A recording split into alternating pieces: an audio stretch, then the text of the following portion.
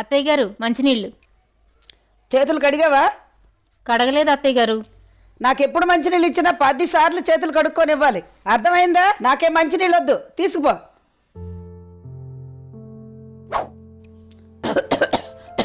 కోళ్ళ దగ్గొస్తుంది, మంచినీళ్ళు తీసుకురా. అత్తయ్య గారు తీసుకొస్తున్నాను. కోళ్ళ తొందరగా తీసుకురా. అత్తయ్య గారు ఒకటేసారి కడుగుతున్నాను, తీసుకొస్తాను. కోళ్ళ ఎక్కడున్నావే? నీళ్ళు తీసుకురా, చచ్చిపోయినా ఉన్నాయి.